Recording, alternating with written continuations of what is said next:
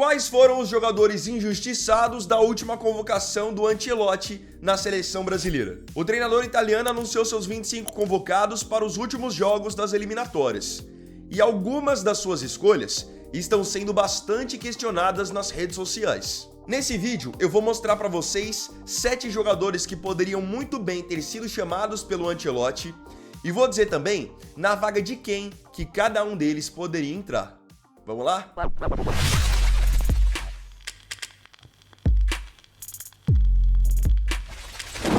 Antes eu queria dizer que esse vídeo aqui é um oferecimento do aplicativo SofaScore. No SofaScore você confere resultados, horários dos jogos, classificações e estatísticas dos times e dos jogadores que você quiser, dos seus favoritos. Inclusive, você pode conferir tudo isso em relação aos jogos da seleção brasileira também. Você pode agora conhecer mais sobre o SofaScore, ou escaneando esse QR Code, apontando agora a câmera do seu celular, ou então clicando no primeiro link na descrição. Além de ser um aplicativo extremamente completo e fácil de usar, o SofaScore também é gratuito. Número 1. Ederson. Para mim, já nos goleiros nós tivemos algumas ausências. A primeira que eu questiono é a do Ederson, goleiro do Manchester City. Reconheço que o Ederson não vem da sua melhor temporada no City, é verdade, mas para mim segue sendo um dos melhores goleiros que nós temos à disposição, um goleiro acostumado a alto nível de enfrentamento, um goleiro que joga muito bem com os pés. Então, para mim, Alisson e Ederson são dois jogadores que, em geral, para a posição, são unanimidades. E aí depois, vários outros goleiros disputam uma vaga para terceiro goleiro. Então, no caso do Ederson, achei que ele deveria ser convocado. Até porque o Ancelotti ainda não o conhece tão bem, porque eles não trabalharam juntos na outra data FIFA. O Ederson até então estava lesionado, então sentia a falta do nome do Ederson. Aí você vai questionar, Vini, mas no lugar de quem que você levaria o Ederson então? Eu levaria o Ederson no lugar do Bento. Primeiro, o Bento está jogando na Arábia Saudita. Para mim, com raríssimas exceções, não faz sentido você ficar convocando jogadores que atuam em mercados que o cara vai para lá só para ganhar dinheiro. Ele nem tá indo para lá para poder competir, para estar num nível legal. Então, só por aí eu já acho que não faz tanto sentido. E outra, o Bento não tá bem lá no Al Nassr. Tanto que o time tá querendo até dispensá-lo, negociá-lo para ontem. Então um jogador desse vai para a seleção e um goleiro que tá no Manchester City há anos no alto nível, não vai? Número 2, Gabriel Brazão. Vou citar o nome do Gabriel Brazão, mas muito mais pensando nele como um terceiro goleiro. Não acho que hoje o Brazão seria primeiro goleiro ou segundo, mas sim o terceiro. É um goleiro jovem, de muito potencial, creio que nos próximos anos vai atingir um patamar muito legal, de repente até passar a jogar na Europa. E outra, a situação do Santos hoje, que é o time dele, já é muito ruim, mas acreditem, seria muito pior se não fosse pelo Brazão. Goleiro bom, pegador de pênaltis, sai bem do gol, enfim. Eu acho que para terceiro goleiro hoje, ele mereceria esse reconhecimento. No lugar de quem que eu o convocaria? No lugar do Hugo Souza. Quando eu entendi que o Hugo tinha que ser convocado, eu falei aqui no canal. O Hugo teve uma fase muito boa em que ele mereceu ser o terceiro goleiro. Hoje eu já acho que a vaga de terceiro goleiro, de maneira mais merecida, seria ou do Brazão, ou então do John, goleiro do Botafogo, não do Hugo. Número 3. Luciano Juba. Para mim, uma das grandes novidades e surpresas dessa convocação do Ancelotti foi o fato de ele ter convocado 5 laterais. Porque, em geral, os treinadores da seleção dão mais prioridade para convocar mais jogadores no meio-campo e no ataque. E isso não aconteceu nessa lista. O Ancelotti levou 5 laterais, 2 para a direita e 3 para a esquerda. E todo mundo sabe que, no fim das contas, não dá para todo mundo jogar. Então ele vai utilizar dos treinos para poder conhecer esses jogadores. Enfim, para mim, um jogador que poderia entrar muito bem agora nessa fase de teste do Ancelotti seria o Luciano Juba, lateral esquerdo do Bahia. Ele tá com um vigor físico muito bom, muito aplicado na marcação, muita velocidade, tem apoiado muito bem e não é à toa que ele tem ótimos números na temporada. Ao todo, o Luciano Juba tem 5 gols e 7 assistências em 45 jogos. Tá num nível muito bom e, acima de tudo, com muita regularidade. Pegando os jogos do Bahia nesse ano, difícil você pegar um jogo que você vai falar, nossa, nesse jogo aqui o Luciano Juba foi muito mal. Então, se é uma fase de teste, o nome do Luciano Juba para mim faria muito sentido pelo momento que ele tem vivido. Agora, no lugar de quem que eu o convocaria? No lugar do Douglas Santos, que foi convocado lateral esquerdo do Zenit. Não tô dizendo aqui que o Douglas é um jogador ruim, nada disso. Só que o Douglas, ele entra um pouco naquilo que eu falei no caso do Bento. O Douglas não tá no Zenit por competitividade, por querer estar no alto nível, por querer estar em grandes competições e querer ter visibilidade. Ele tá no Zenit por uma questão muito clara, a financeira. O Zenit hoje, para vocês terem uma ideia, é um time que não pode nem jogar competições europeias. Então não joga a Liga dos Campeões, não joga a Liga Europa, que antes era algo que pelo menos colocava o Zenit para enfrentar times de primeiro e segundo escalão da Europa. Hoje nem isso acontece. Times russos, por uma questão de sanção, só podem jogar Campeonato Russo e Copa da Rússia. Para mim, é um nível muito baixo de amostragem. Enquanto no caso do Luciano Juba, você pelo menos consegue ver ele, no caso esse ano, jogando Libertadores, Estadual, Campeonato Brasileiro, marcando ótimos atacantes do futebol brasileiro. Então, para mim hoje, por uma questão de meritocracia, faria muito mais sentido chamar o Juba do que o Douglas Santos. Convenhamos. Número 4. Ederson. O Ederson é um jogador que sempre quando eu vou fazer as minhas convocações da seleção, eu coloco o nome dele, porque ele é o meu campista que eu entendo que ele não é nota 10 em nada, mas ele é nota 7, 8 em tudo. Bom marcador, finaliza bem, chega bem no campo de ataque, tem um bom passe e ele esteve até na primeira convocação do Ancelotti. Mas por que eu acho que seria uma boa o Ancelotti convocá-lo de novo? Porque na primeira data FIFA do Ancelotti, o Ederson pouco foi aproveitado. Então agora poderia ser uma oportunidade de, em 2 jogos que não valem nada praticamente, ele testar esse jogador com mais minutagem. O Ederson é um jogador que eu gosto bastante e acho que poderia ter um pouquinho mais de espaço na seleção. Aí no lugar de quem que eu o convocaria? No lugar do Joelinton. Essa é uma troca que no fim pode até acontecer, porque o Joelinton se lesionou no último jogo do Newcastle. Só que hoje, pra mim, faz muito mais sentido chamar o Ederson do que o Joelinton.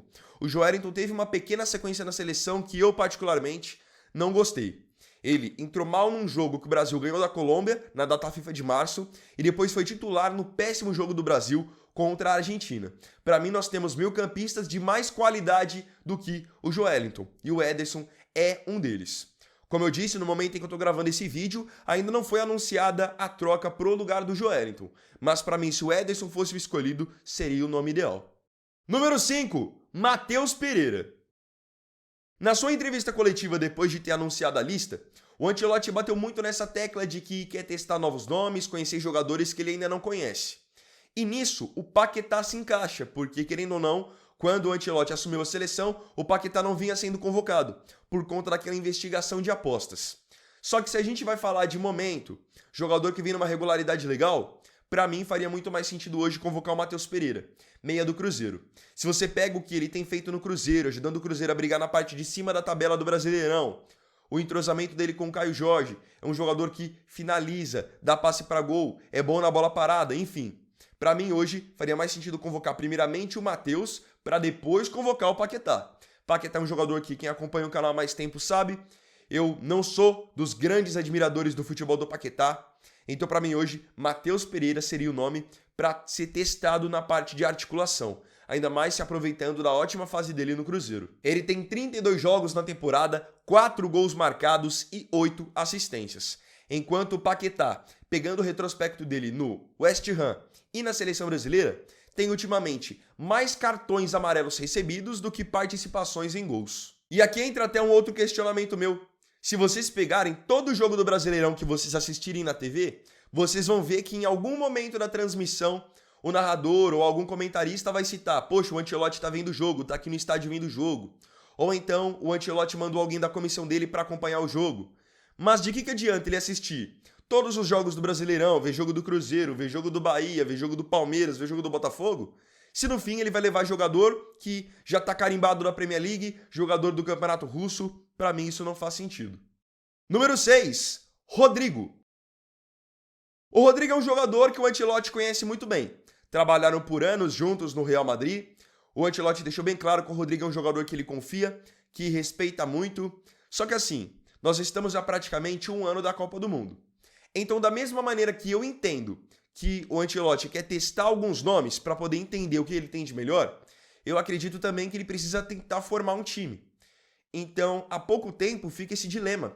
Se ele vai testar ou se ele vai tentar montar um time. Porque, querendo ou não, para mim, vários jogadores que são importantes para esse ciclo da Copa não foram chamados. Você pega, por exemplo, o Militão, você pega o Vinícius Júnior, você pega o Rodrigo. Alguns não foram convocados por outras circunstâncias, mas são caras que a gente sabe que serão importantes para o ciclo e a gente não tá vendo eles entrando no conjunto com outros jogadores que foram convocados agora, como um Casemiro, como, um Marquinhos que vai para a Copa do Mundo. Para que vocês possam entender, Rodrigo é um jogador que não terminou bem a última temporada no Real Madrid, não esteve na primeira convocação do Ancelotti, então é aquilo. O Ancelotti vai deixar para convocar o Rodrigo só quando for para a última lista, sem ele ter sequência de jogo com os outros companheiros?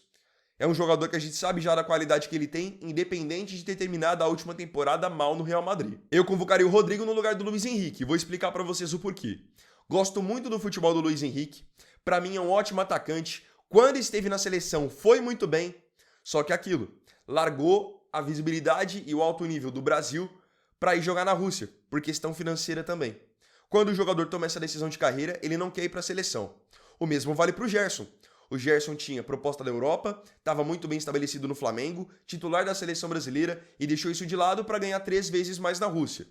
É um direito do jogador, não condena a escolha dele. Só que a partir do momento que ele escolhe a parte financeira, ele também tem que entender que o nível esportivo dele vai ser avaliado de uma outra maneira. Então, Luiz Henrique, mesmo que eu goste muito do futebol dele, eu não o convocaria exatamente por isso. Agora, se ele estivesse no Botafogo, era outra história. Número 7, Igor Jesus.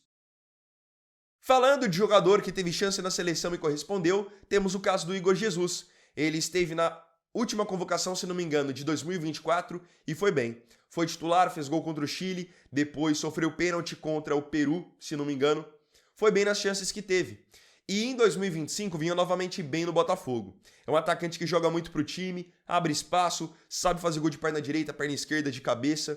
Enfim, vinha muito bem no Botafogo, um jogador muito lutador.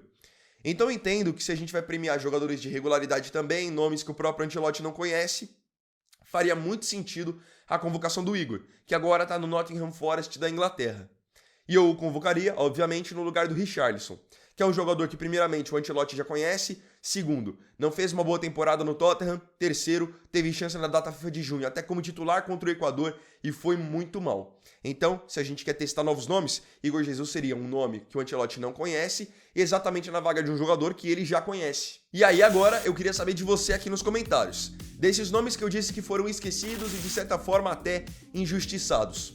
Com quem você concorda que eu disse e de quem você discorda? Não se esqueça de comentar.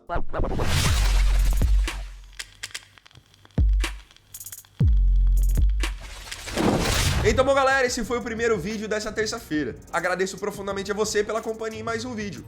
E não se esqueça, se curtiu, deixa o like, se inscreva, compartilhe e comente. Então é isso, galera, tamo junto, até mais tarde e até o próximo vídeo. Fiquem com Deus. Vini Weiner aqui, valeu, falou e fui!